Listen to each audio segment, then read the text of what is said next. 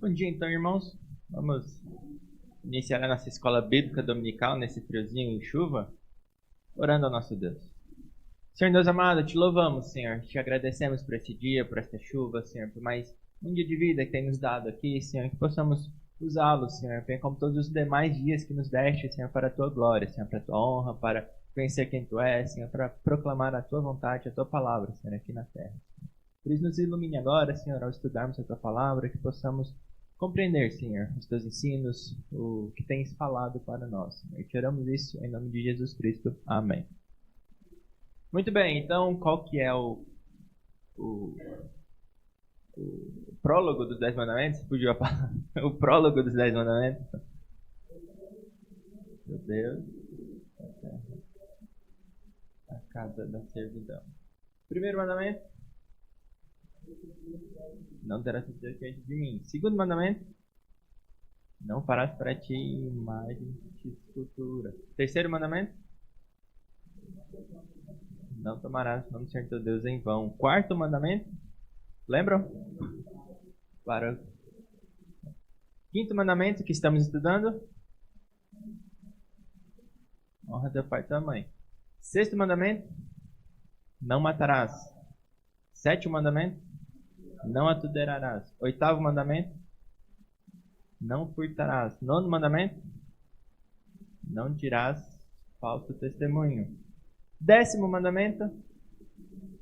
Não cobiçarás. Então essa é a lei do nosso Deus, que está diretamente relacionada a quem é Deus, ao seu caráter. Esses dias eu vi uma definição de legalismo, que fala que legalismo é uma submissão peculiar à lei de Deus que desassocia da lei o ser de Deus, a divindade de Deus, quem é Deus, o caráter de Deus. Então toda vez que obedecemos à lei de Deus, desconsiderando quem é Deus, nós estamos sendo legalistas, pegando a lei como algo em si mesmo, mas a lei nada é do que o próprio reflexo, a própria imagem, caráter do nosso Deus. Então nós não somos legalistas porque nós sabemos quem nos deu a lei, por que nos deu a lei, como isso reflete o próprio ser de Deus. E obedecemos então por amor a Deus. É porque nós amamos ao nosso Deus que nos libertou. Nos libertou não da terra do Egito, mas da escravidão, da servidão do pecado. E por isso honramos a Ele, louvamos a Ele e obedecemos a Ele como a nossa autoridade suprema. E sendo a nossa autoridade suprema também, Ele instituiu outras autoridades sobre nós. Quais são as básicas que nós temos? Os pais, a direta do mandamento, né? Honrar pai e mãe, ambos. As civis, governo civil, que a gente está tratando, se Deus quiser acabamos hoje. E eclesiástica. A gente tem no mínimo essas três esferas, assim. A gente tem essa autoridade na igreja, que também foram instituídas, colocadas por Deus, diáconos, presbíteros, pastores, como governo civil. Em governo civil a gente está tratando no texto base, basicamente, que fala sobre esse governo civil, é Romanos 13. Então vamos ler lá de novo? Romanos 13, dos versículos 1 ao 7, fala sobre a obediência às autoridades, mais especificamente na autoridade civil. E eu vou ler lá, Romanos 13, fala assim: todo homem esteja sujeito às autoridades superiores, porque não há autoridade que não proceda de Deus, e as autoridades que existem foram por eles instituídas, de modo que aquele que se opõe à autoridade resiste à ordenação de Deus. E os que resistem trarão sobre si mesmos condenação, porque os magistrados não são para temor quando se faz o bem, e sim quando se faz o mal. Queres tu não temer a autoridade? Faz o bem, e terás louvor dela, visto que a autoridade é ministro de Deus, para teu bem. Entretanto, se fizeres o mal, teme, porque não é sem motivo que ela traz a espada, pois é ministro de Deus, vingador, para castigar o que pratica o mal. É necessário que lhe estejais sujeitos, não somente por causa do temor da punição, mas também por dever de consciência. Por esse motivo também pagais tributos, porque são ministros de Deus, atendendo constantemente este serviço. Pagai a todos o que lhes é devido. A quem tributo, tributo. A quem imposto, imposto. A quem respeito, respeito. A quem honra, honra. Então esse é o texto que a gente usa como base, que defende o governo civil. E a questão é, muitos afirmam hoje em dia que a igreja tradicionalmente tem entendido esse texto de forma errada. Como a gente falou no domingo passado, né? Qual que é o entendimento básico? Que a gente deve de fato honrar essa autoridade, que a gente deve de fato pagar tributos, porque senão nós estamos resistindo à ordenação de quem? Do próprio Deus, que instituiu essas autoridades. Então hoje em dia se tem a ideia de que esse obedecer, que foi tradicionalmente passado pelos nossos pais na igreja, não se encaixa. Está errado. A gente está lendo esse texto de forma errada. E as interpretações modernas, elas dizem o seguinte: os poderes da esfera política eles estão sob Deus, debaixo de Deus. Indica não que foram ordenados por Deus, mas uma posição que estão abaixo de Deus. Falam também que governo é uma ordenança humana, é uma instituição humana. E de fato Pedro fala que isso são instituições humanas, que está lá em 1 Pedro 2,13. Fala que o Estado tem as características de provisório e passageiro. Fala também que o Estado porta a espada, mas a passagem não declara que o uso da força seja bom. Como se fosse apenas uma observação. Paulo está apenas relatando que eu vejo que o Estado porta a espada e usa essa espada, mas aqui não fala nenhuma afirmação sobre isso ser bom. Então essas são as interpretações atuais. Fala também que o bem dos que devem ser louvados se refere não às virtudes civis, como nós ouvimos bastante, mas simplesmente às virtudes cristãs. O bem seria a vida piedosa, de acordo com Deus, não necessariamente a que nós colocamos como virtudes civis. Enquanto o mal seria, então, não transgredir as leis dos homens, mas seria transgredir a lei de Deus. Certo? Então não se referem às leis que nós temos em nossa república, na nossa democracia, não se refere às leis que foram criadas, legisladas por homens. Então não se referiam a essas leis dos estados, mas sim à lei de Deus. E Romanos 13 foi escrito para advertir contra a anarquia. Então é mais uma advertência sobre não busquemos formas de governo de anarquia, porque isso não daria proveito. Então nos conclama uma atitude crítica, certo? Mas devemos então lealdade, mas simultaneamente resistência. Então sempre naquela atitude crítica em relação ao governo, na qual a gente tem uma certa lealdade, mas também devemos resistir. Certo? Então essas seriam as interpretações modernas. Então pronto, nós estamos aliviados, não precisamos mais pagar impostos. É um alívio, nossa, finalmente. Interpretaram corretamente Romanos 13. Podemos agora desobedecer às autoridades. Então isso é o que estão falando hoje em dia. Isso é o que se fala hoje em dia. E muitos, o nosso desejo por não obedecer a Deus, mas sim agradar a nós, fazemos o quê? Aceitamos essas interpretações. Em vez de termos atitude crítica sobre precisamos obedecer a Deus, o que Deus realmente está falando, é assim que tem uma interpretação que condiz com o que eu quero. Aceitamos. Simples.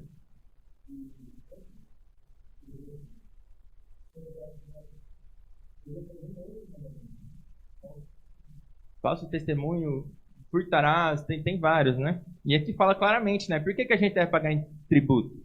Porque o Estado está a serviço de quem? De Deus. É ministro de Deus e constantemente atua nisso. Por isso nós devemos pagar tributos ao Estado, porque ele está a serviço de Deus. É um funcionário de Deus, né? E nós devemos pagar esse tributo. Então, vamos lá, pensando sobre essas interpretações modernas. Praticamente não sobra lealdade para com o Estado. Afinal, o Estado ele deve se submeter a Deus. Ninguém atualmente fala que isso não é verdade. Quer dizer, talvez falem, né?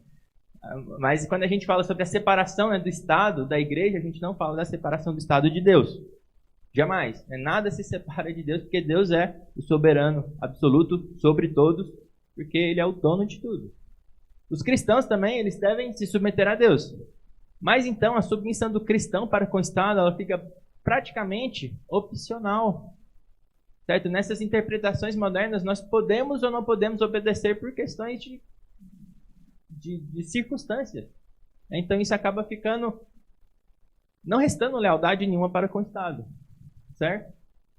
Então a afirmação de que Romanos 13 não convoca as pessoas à obediência, né, esteja sujeito, é insustentável, porque muitos afirmam que essas palavras aqui não significa literalmente obediência, mas seria algo a mais, algo diferente. Então eles colocam como se a palavra lá fosse algo, não necessariamente obediência, mas algo diferente. Algo, ainda não fala exatamente diferente, mas fala algo a mais. Só que tirando o contexto de obediência. Isso não é verdade, é insustentável. Na palavra grega, ela pode significar coisas acima de puramente obediência, mas ela inclui obediência. Sujeitar inclui, pressupõe obediência. Em nenhum uso da palavra a gente tem algo diferente disso.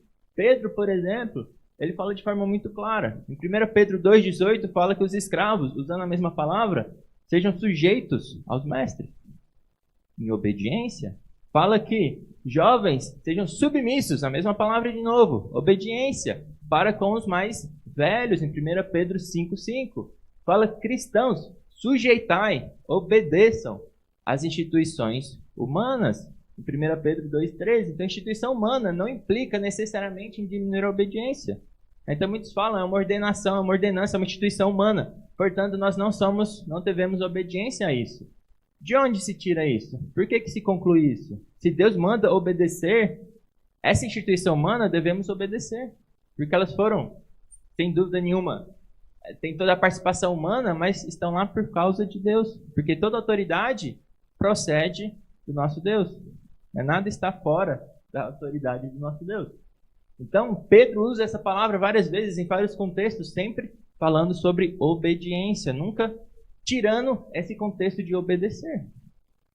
Paulo também fala isso em outros lugares, a gente tem isso em Tito. Escravos, obedecer os seus senhores. Fala que sujeitar aos que governam também. Tito 3 é outro lugar que Paulo fala para Tito para ser obediente às autoridades civis. Tiago também, ele afirma, usando a mesma palavra, sujeitai-vos, portanto, a Deus, obedecendo a Deus. Mas resistir ao diabo, ele fugirá de vós. Então, essa palavra é muito clara, ela não dá base nenhuma para falar que não devemos obediência a Deus. Hebreus 12:9 também usa a mesma palavra, falando da submissão aos nossos pais, que nos corrigiam. Então, o texto que fala sobre correção paterna. Que Deus corrige aos seus filhos, aqueles a quem ama, açoita todo filho a quem recebe. E fala, se nossos pais nos corrigiam, nós não obedecíamos a eles, não nos sujeitávamos aos nossos pais terrenos, quanto mais não devemos obedecer e sujeitar ao nosso Pai Celestial, especialmente quando Ele nos corrige, nos traz para os seus caminhos.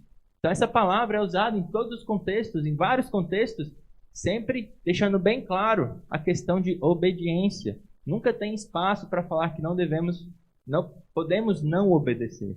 Então não existe essa de que essa palavra, de que o Estado, como está aqui, sujeitai, as autoridades, não inclua obediência. Então é muito claro, é obedecer. Então o primeiro versículo aqui fala sujeito às autoridades, estar prestando obediência às autoridades. Não tem como interpretar de forma diferente disso. Outro ponto então, como fizeram nossos pais, entendemos que estar sujeito, honrar e temor estão relacionados à obediência. É como que esses termos que são usados aqui nessa passagem, estar sujeito, honrar, temer, não está relacionado à obediência. Ele sempre foi usado relacionado à obediência. E aqueles que se opõem à autoridade resistem então à ordenação do próprio Deus. Certo? Então, quando não estamos sujeitos, quando não honramos, quando não tememos, estamos fazendo isso não somente para as autoridades, em relação às autoridades civis, mas também ao próprio Deus. Estamos resistindo ao nosso Deus, aos mandamentos do nosso Deus. Então, por que devemos prestar obediência aos governos? A passagem também deixa bem clara. Porque são ordenados por Deus. Existem a serviço de Deus. E são ministros de Deus. Versículo 4 fala isso. As autoridades são, então, instituídas, ordenadas e são funcionários, estão a serviço do nosso próprio Deus. Então devemos prestar obediência, porque é Deus quem está ali no comando. E por serem ministros de Deus, mantém então, como a gente já falou, a cobrança de impostos. É justo que cobrem impostos. Agora, qualquer tipo de imposto, qualquer valor de imposto, aí a gente pode discutir em detalhes. A gente tem pessoas que falam, por exemplo, que os impostos têm que se limitar a 10%, em relação quando a gente coloca também o dízimo em contraponto. Então, isso é uma questão muito mais minuciosa, que vai dar muito mais difícil de detalhar e bater o martelo, mas eles podem cobrar impostos, sem dúvida nenhuma. A gente pode ter impostos abusivos, mas eles podem cobrar impostos sem dúvida nenhuma. E dar a César o que é de César. certo? O Estado tem, então, de fato, características provisórias. Afinal, depois que a história se encerrar, todas as coisas forem colocadas debaixo dos pés do nosso Senhor e Ele voltar, o Estado vai ter lugar? Não. Governos, autoridades civis terão lugar? Não. Nós estaremos debaixo de quem? De uma autoridade que é rei, uma monarquia, na verdade. Nós estamos, na verdade, assim, mas seremos, então, prática, em todos os sentidos, debaixo do Rei dos Reis. Certo? Ele será a autoridade. Então, de fato, o Estado, o governo civis, eles têm características provisórias, temporárias, passageiras. Como também, por exemplo, o casamento. Não é isso que Jesus fala? Não sabeis que quando chegar no céu não se casarão nem se darão em casamento? Então, características provisórias e passageiras não implicam em autorização para desobediência. O pessoal que vivia sob o regime do Antigo Testamento, eles não tinham muitas coisas que eram temporárias e passageiras, que apontavam, que eram sombras. Nem por isso eles tinham permissão, autorização para desobedecer aqueles mandamentos. Certo? Então esse argumento também é furado. Características provisórias e passageiras não implicam que nós podemos desonrar essas instituições passageiras. Certo? Um outro ponto. Uso da força. O uso da força, como afirmam, não é tratado como bom. Logo é o quê? Mal.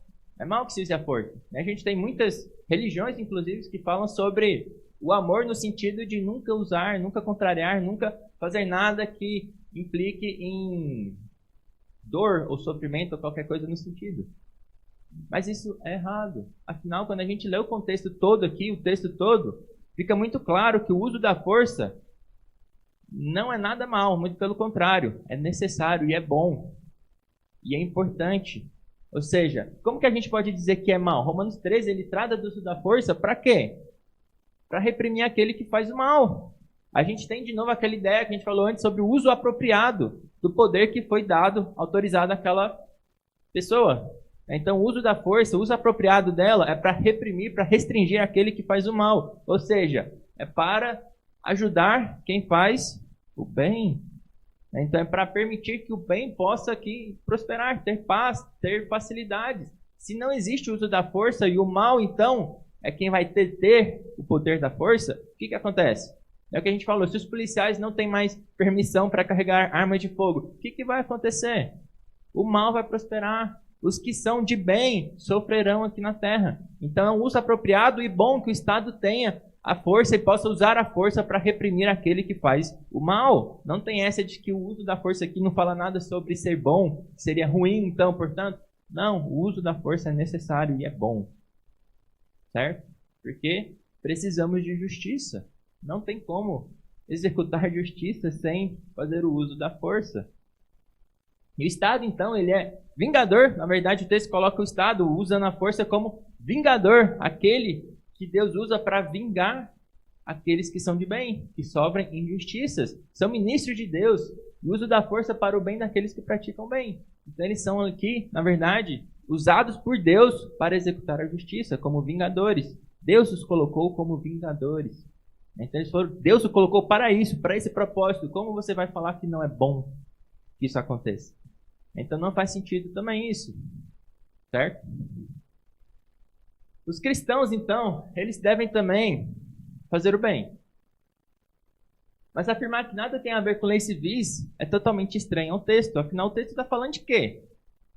Quando fala que aqueles que fazem o bem, está falando no contexto de governo civil, de autoridades civis, que têm leis, que são regidos por leis. Então, quando fala aqui de fazer o bem, não tem como afirmar que não se refere às leis civis.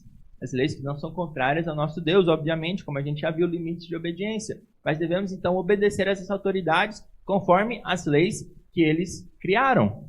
Não tem como falar que não é isso. Certamente, fazer o bem envolve, especialmente para o cristão, não somente obedecer às leis civis, mas todo o conselho do nosso Deus. Como fala em Romanos 12, 9, que eles argumentam que um pouquinho antes tem toda essa ideia das virtudes recomendadas. O amor seja sem hipocrisia, detestai o mal, apegando-vos ao bem, amai-vos cordialmente uns aos outros, com amor fraternal, preferindo-vos em honra, no zelo sejais remisso, sede fervorosos de espírito. Tudo isso devemos sim, de fato, fazer. Esse bem certamente está incluso nos cristãos, mas aqui nessa passagem, Romanos 13 se refere também às leis civis. Afinal, esse é todo o contexto da passagem. Sujeitai-vos às autoridades superiores. Porque elas foram instituídas por Deus, elas têm autoridade para legislar. Então não tem como afirmar que não envolve isso. Então, essas interpretações diferentes, por que elas existem? O que motiva elas para que as pessoas realmente venham com essas interpretações? Um ponto principal é porque elas falam e insistem que Jesus jamais se envolveu diretamente com atividades políticas. Certo? Então Jesus, em todo o seu ministério aqui, quantas vezes ele se envolveu com atividades políticas? 0, 1, 2, 3, 4, 5, 6, 7, 8, 9, 10. Então a gente vê muito Cristo falando especialmente, tratando dos pecadores, vindo para os pecadores. Ele foi, muitas vezes, ele foi acusado, teve um tribunal, teve muita interação dele com autoridades políticas, mas você não vê como o pessoal esperava Cristo vindo como um político, como um rei que viria para ter um reino daqui na terra. Então, de fato, esse aqui tem um certo ponto, uma parte de verdade sobre esse ponto, mas isso não é tudo como a gente vai ver. Então, eles afirmam também que o poder de Deus e de Cristo é a sua infinita capacidade de sofrer. Muitos falam isso. O que a gente mais vê aqui é a capacidade do nosso Deus de sofrer. Então, quando a gente tem isso em mente, é muito difícil a gente falar de forma positiva sobre o Estado, sobre o uso da espada. Se a vocação de Cristo aqui foi sofrer. Então, se a gente tem parte da história da redenção na nossa mente somente, a gente não vai entender o que essa passagem entende. Então, fala, né? O que essa passagem afirma. Então, é difícil se a gente tem somente isso na nossa mente. Então, tratando um pouco sobre isso. Em contraste com essas visões, né, Jesus avesso à política, que não fala simplesmente que ele não se envolveu, mas seria totalmente avesso à política. O sofredor, Romanos 13, ele coloca de uma forma bem positiva a questão do Estado, não é mesmo? É que fala que o Estado é bom, que o Estado deve praticar, para o bem daqueles que fazem o bem. É para terror daqueles que fazem o mal. Né? Então, que fala de forma bastante positiva em relação ao Estado, até como uma instituição que foi criada, ordenada pelo próprio Deus. Embora, é bem verdade, todos nós sabemos, não precisa nem provar isso, que muitos governantes fizeram o que é ruim, não é mesmo? Muitos fazem o que é ruim. Nos nossos tempos, a gente tem muita coisa ainda ruim acontecendo. Mas também, muitos governantes fizeram o bem, honraram a lei dada à realeza. Lembram da lei dada à realeza, Deuteronômio 17? Que fala sobre o que o rei deve fazer, como que ele não deve ser ganancioso, buscar multiplicar os seus bens, as suas posses, e como ele tem que ter a mente, ter sempre em mente, lendo todo dia a lei de Deus, para que possa fazer justiça nessa terra. Muitos fizeram isso. Se a gente lê todo o período de reis, a gente vai ver lá como muitos foram terríveis, mas como muitos foram também bons, excelentes. Segundo o pai Davi, né, fazendo, de fato, buscando a justiça aqui na terra conforme a lei da realeza. Lembramos também que esse Paulo que escreveu Romanos 13 aqui, de forma positiva sobre o Estado, sobre o uso da espada, lembrem da vida dele, que ele sofreu debaixo de governos terríveis. Ele sofreu bastante debaixo de governos corruptos, tanto do seu povo como de Roma. Ele sofreu bastante a ponto de ter prisões, açoites, ser condenado à morte, apedrejado, não morto, pela graça de Deus. Ele sofreu bastante e é ele que escreve isso aqui, de forma positiva sobre o Estado. Então nós devemos pensar muito sobre isso, refletir muito sobre isso. Paulo, que sofreu muito mais do que nós, ele tem uma ideia correta, de acordo com Deus, sobre a importância do Estado. Por fim, para falar um pouco sobre essa questão de que Jesus é avesso à política, quem é Jesus, de fato? Quando a gente lê lá 1 Timóteo 6,15, fala que Jesus é o quê? Rei dos reis. Como assim ele não tem nada a ver com política? Ele é rei, ele é autoridade. Quais são os ofícios de Cristo, afinal de contas? A gente estudou isso aqui na última EBD antes de começar a pandemia. Quais são os ofícios de Cristo? Cristo é rei, né? Como a gente falou. O que mais? Profeta. Cristo é rei, Cristo é profeta e Cristo é sacerdote, é profeta. Calvino, nas Institutas, ele deixou profeta de lado, depois que ele acrescentou profeta, né? Então, normalmente a gente tem Cristo com esses 3 ofícios: profeta, sacerdote e rei. E rei, ele foi, então, recebido. Esse nome sobre todo nome foi, né, subiu aos céus e está agora à direita de Deus Pai. Então, outro ponto aqui é que todo o poder lhe foi dado. Ele, então, subiu aos céus, no que a gente fala da ascensão. Ele se assentou aonde? No trono do quê? De qual país? De qual nação? No trono do universo. Ele está na posição máxima. Se a gente falar em termos políticos, ele está na posição máxima de todas as nações. Ele é o rei de todos os reis. Ele é o governante de todos os governadores. Ele está na posição máxima. Ele subiu aos céus e está sentado à destra de teu Pai, na posição de autoridade. Ele está na posição de autoridade como rei dos reis. Fala que ele rege as nações com vara de ferro, né? Apocalipse fala lá isso. Salmo 2 também, que é um salmo muito conhecido, fala sobre isso. Ele é o leão da tribo de Judá, Apocalipse 5. Então, Cristo, ele se envolve bastante com o governo, sim, porque ele é o rei dos reis. Então não tem como falar, Jesus é avesso da política, nós também seremos avesso da política. Onde Jesus está? O que ele está fazendo? Qual é o ofício dele? Jesus Cristo e política podem ser combinados, ou até devem ser combinados. Mesmo que Romanos 13 não mencione diretamente o nome de Cristo, Cristo tem muito a ver com todas as nossas relações, com tudo que fazemos, inclusive com o governo civil. Então Cristo é o rei e a autoridade sobre tudo. Vamos ler Salmo 2 lá, o Salmo 2 que é bem legal e bem interessante e bem útil para a gente que está especialmente sofrendo debaixo de governos corruptos. Então, Salmo 2, quem achou pode ler lá o Salmo inteiro, 12 versículos.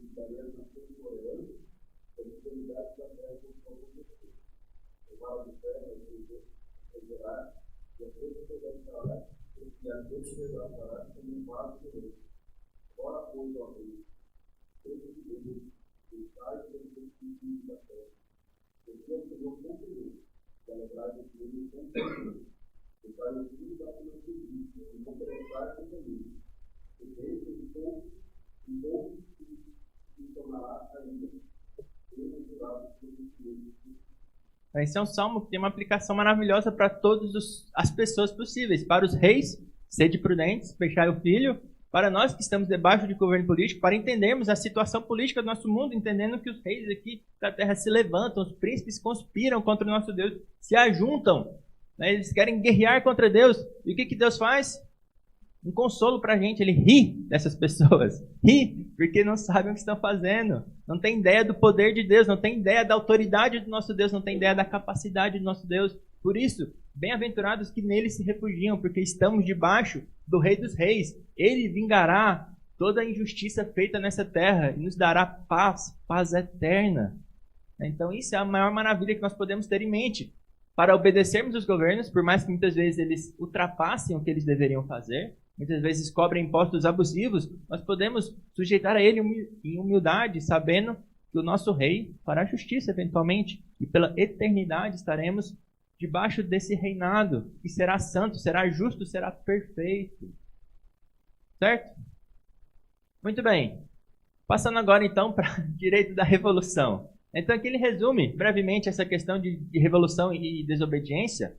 Então ele fala, por exemplo, que Romanos 13 nos ensina a ver o Estado sempre de forma positiva.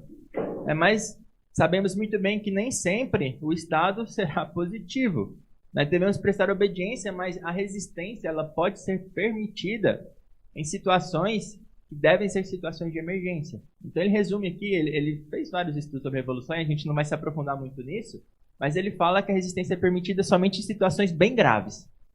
bem extremas. Por exemplo, algumas situações nos obrigam a obedecer a Deus em vez de homens, em vez de autoridades civis. E ele cita aqui exemplos como as parteiras se recusaram a matar os meninos. Hebreus, certo? Desobedeceu a Faraó. Fala sobre os soldados de Saul que não mataram os sacerdotes. Onde Saul mandou matar lá com os sacerdotes, o estrangeiro foi lá e matou. Os soldados desobedeceram ao rei. Não obedeceram a ordem de matar os sacerdotes. E fala também sobre os muitos mártires que se recusaram a adorar o imperador e morreram.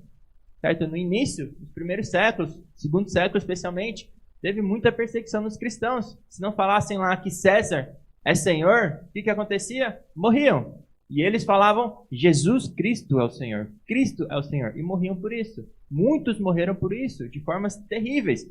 O interessante é que em nenhuma dessas situações, se você olhar, houve revolução. Certo? Como que os cristãos se portaram nesse império que os perseguia? Perderam suas vidas. Cantando hinos de louvor enquanto iam lá para serem mortos. Eles cantaram hinos de louvor e não fizeram revolução. Na verdade, a gente vê o Justino Mártir, que foi um dos apologetas aí dessa época, foi martirizado também, o nome dele era Mártir, ele foi martirizado, é testemunha. A forma que ele defendeu os cristãos perante o imperador foi a seguinte: olhem para nós, governos, os crentes, os cristãos, nós somos acordados, nós somos boas pessoas, temos virtudes civis, nós pagamos nossos impostos, nós fazemos tudo de forma ordenada, não somos como esses outros cidadãos aí que são louvados por vocês, que praticam toda sorte de impurezas, impiedades, praticam mal e fazem coisas que danificam, que prejudicam os outros. Nós cristãos, nós fazemos o bem para com todos. Olhe para nós, para a nossa vida e veja como nós somos bons cidadãos. Essa foi a defesa que ele argumentou. Que hoje em dia talvez não se vale muito, né? Se a gente falar, governo, olhe para os cristãos, às vezes dá vergonha. Mas essa era a defesa que se usava na época. Nós somos boas pessoas, mesmo sendo perseguidos, nós somos boas pessoas e cumprimos as leis, né? Olhe para nós. Essa deveria ser a nossa defesa em todos os tempos. Olhe para as nossas atitudes também, né? Veja como nós somos bons, praticamos o bem, né? Como Deus nos leva a sermos boas pessoas de fato em todas as esferas. Então, perseguições religiosas já fundamentaram revoluções, né? Mas a liberdade de religião normalmente foi um dos pontos que levou à revolução em si, né? Um dos direitos que foram perdidos e levou à revolução. Então, revoluções eles costumam surgir normalmente quando os governos, eles de modo, como ele coloca, brutal e contínuo, violam ou suspendem direitos fundamentais dos cidadãos. Então, nesse caso, tem essas três condições que ele coloca para que possa haver revolução. A primeira é: os direitos fundamentais dos cidadãos estão sendo violados de forma brutal e contínua. Certo? Quais são os direitos fundamentais do cidadão? Direito à vida. É um princípio básico, é um direito fundamental. Temos direito à vida, não temos direito a matar o feto lá porque ele está me incomodando. Não existe este direito. Todos temos direito à vida, não importa se é pequeno, se ainda não nasceu, todos temos o direito à vida, porque fomos criados de que forma? A imagem e semelhança de quem? De Deus. Então temos direito à vida, temos direito à liberdade, direito à propriedade, como falamos lá. A gente não vai aprofundar de novo nisso, mas a gente tem normalmente esses direitos básicos como direitos fundamentais. E hoje em dia a gente acaba expandindo isso para direitos que não são de fato fundamentais. Mas a gente tem alguns direitos fundamentais que precisam ser sempre observados. O direito à vida é um principal desse, que está sendo aniquilado dia após dia na nossa sociedade. Não fazemos nada. Outro ponto, então, é que pessoas consideradas como representantes do povo devem liderar isso. Normalmente a gente tem autoridades políticas menores, prefeitos, governadores, ou casos assim, em que a gente tem toda uma ideia de magistrados menores que devem liderar essa revolução. Não de forma anárquica, vamos nos revolucionar aqui, mas devemos ser sempre congregados debaixo de uma liderança, de uma autoridade que possa liderar essa revolução. Então é um ponto que pode ter muita discussão também, mas é um ponto que normalmente todos colocam. Certo? Até Calvino, nas Institutas, ele coloca muito sobre essa ideia dos magistrados menores também, que têm o direito e o dever de se opor quando estão oprimindo o povo. E não tem o direito, por exemplo, de fugir do país. Então, ele fala que civis normais, quando tem perseguição e tudo, podem fugir do país. Mas os magistrados menores não, devem ficar e lutar para o bem do povo. Porque essa é a vocação que lhes foi dada. E o outro ponto final, é que a probabilidade de sucesso deve ser alta para limitar o derramamento de sangue. Então, esses aqui são os pontos que o autor coloca. Muitos podem se discutir a respeito de cada um dos pontos, mas isso é um ponto interessante também para pensar. Mas será que a probabilidade dessa revolução ser bem sucedida é alta? Ou vai ter muito derramamento de sangue e não vamos conseguir nada? Então, esse é um ponto interessante a se pensar, antes de buscarmos uma revolução. E por fim, ele fala sobre desobediência civil. Então, desobediência civil, a definição que ele dá, se refere à conduta pública e visível que conscientemente viola a lei a fim de mudar uma lei ou um regulamento governamental por meio do que se pretende ser uma ação não violenta. Então, o ponto-chave aqui é que é não violento e é uma violação consciente da lei para que se possa mudá-la. Essa seria a definição de desobediência civil. Então, violar leis de forma secreta, em secreto, não inclui nesse ponto. Por exemplo, se eu negar impostos, nada justifica. Certo? Violar a lei em secreto não tem ponto nenhum, não tem ganho nenhum em fazer isso. Não se aplica à desobediência civil. Então, diferentemente, por exemplo, de uma marcha de protesto, simplesmente depois vai todo mundo embora, que tem acontecido bastante aqui no nosso país, marchas de protesto, reuniões de protesto, encontros de protesto no sábado, no domingo. A desobediência civil, com atos não violentos, ela pode ter a intenção de sabotagem, sabotar para que uma coisa não ande bem, fechar coisas, estar na frente e impedir que outras coisas andem, como, por exemplo, fechar as rodovias. Fechar as rodovias, você está impedindo também outras pessoas de passar. Seria uma espécie de sabotagem, guerrilha ou revolução injustificada, paralisações, bloqueios, boicotes. Então, coloquialmente falando, a gente considera que essas formas de desobediência civil seria colocar a faca no pescoço. Onde a gente obriga, por exemplo, o governo a fazer alguma coisa, porque senão muitas pessoas sofrerão por isso. Então, é a questão básica: sabotagem, guerrilha e revolução injustificada. Então, por esse motivo, ele fala que desobediência civil, muitas vezes, contém uma forma refinada de violência. Quando a gente impede que alimentos cheguem às pessoas, é uma forma refinada de violência. Afinal, você vai fazer com que outras pessoas passem fome.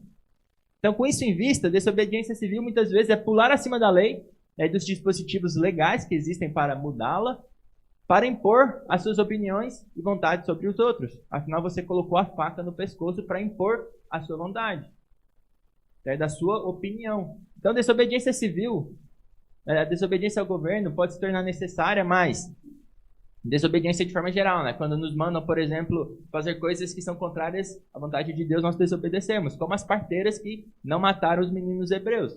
A desobediência civil, como foi definida aqui, e na prática, ela geralmente é diferente, ela parece ser inteiramente diferente da desobediência que foi ordenada por Cristo em relação a situações extremas. Então, desse modo, desobediência civil não seria algo que um cristão deva fazer. Colocar a faca no pescoço e muitas vezes sabotar, fazer guerrilha, fazer uma forma refinada de violência seria contrário à nossa fé e prática como nós entendemos as Sagradas Escrituras. Certo? Eu li uma vez um livro sobre uma abordagem racional a uma questão emocional, que seria o aborto, que era do Sproul. E ele fala sobre como o filho dele e outras pessoas lá, eles foram em alguma daquelas clínicas que fazem aborto e fecharam. Fizeram um cordão humano lá, fecharam tudo e depois foram presos. Que seria desobediência civil. E ele trata muito desse assunto e fala pontos, por exemplo, será se desobediência civil realmente seria errado ou seria um ponto a ser discutido? Fechando uma clínica de aborto, por exemplo, não permitindo que as pessoas entrassem para realizar aborto. Então, não é uma questão tão fácil, muitas vezes, quando parece assim, tratar. Isso é uma desobediência civil, isso é algo que o cristão deve fazer, é algo que pode ser bastante complicado. Muitas pessoas foram presas por causas que são complicadas, que realmente a gente pode pensar que é uma causa justa. Então, é algo difícil de fazer. Então, só estou falando isso porque realmente é algo que deve ser pensado e realmente orado bastante antes que seja feito, porque pode ter implicações muito sérias. Afinal, muitas vezes a obediência civil, realmente, a gente está tendo uma forma refinada de violência e devemos cuidar muito para que isso não seja algo que cristãos estão fazendo. E tratar disso na revolução, desobediência civil, desobediência ao governo, deve ser feito com bastante critério, sempre buscando conselho de várias pessoas, sempre estando debaixo de autoridades que realmente buscam a Deus e buscam realmente agradar a Deus e não a homens, não ao seu desejo próprio. É para que não possamos buscar, por exemplo, aumento do nosso salário e pedindo que todos mais trabalhem. Será que isso é justo? Pensemos bastante sobre a nossa atuação na sociedade. E por fim, eu só queria falar que tem muitas coisas interessantes nas Institutas, por exemplo, de Calvino. Ele fala bastante no livro 4, capítulo 16, parece, ele fala sobre o governo civil, ele fala sobre, por exemplo, os magistrados, que é o guardião mantenedor da lei, fala sobre a lei, o povo que deve obedecer à lei, ele fala sobre a vocação. Ele tem uma parte interessante aqui que fala que não se deve, pois, ter a menor dúvida de que o poder civil é uma vocação não somente santa e legítima diante de Deus, mas também devera sacrossanta e honrosa entre todas as demais. Então, diferente da visão que nós temos hoje em dia, por exemplo, de que ser político é algo desonroso, que vai levar à corrupção e tudo mais, Calvino coloca isso aqui como algo santo, como algo que realmente é honroso, que deve ser buscado pelos cristãos, para que nós não precisemos chegar a esse ponto de desobediência civil, de revoluções e tudo mais. Precisamos de pessoas fiéis, buscando a Deus no governo, para que tenhamos leis justas, para que tenhamos uma sociedade em paz. Ele fala aqui também, por exemplo, sobre se podemos, por exemplo, buscar a justiça, buscar tribunais, levar pessoas a tribunais, para que a justiça seja feita, algo que bastante é discutido. Então a gente não vai se aprofundar tanto assim, não é o objetivo dessa EBD a gente aprofundar tanto em governo civil e tudo mais, e mais dar um panorama sobre os 10 mandamentos. Mas tem esses outros recursos que vocês podem ler, que é bem interessante, especialmente quando a gente está nesse contexto de eleições. Busquem bastante ler e estudar sobre o tema e sejam criteriosos e busquem de fato exercer um bom papel aí na sociedade para que tenhamos paz. Certo? Então nós acabamos esse mandamento. Uhul. Então vamos 5 mandamentos, chegamos no prólogo também. Domingo que vem a gente pode fazer uma prova, então tragam lápis, caneta, a gente faz uma prova para ver o que já foi passado. E tô brincando, gente. Próximo domingo a gente entra no Não Matarás. Alguma questão ou contribuição que queiram fazer, alguma pergunta para a gente encerrar esse mandamento?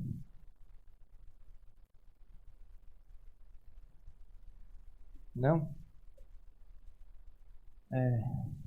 André, pode orar para a gente, por favor, para encerrar?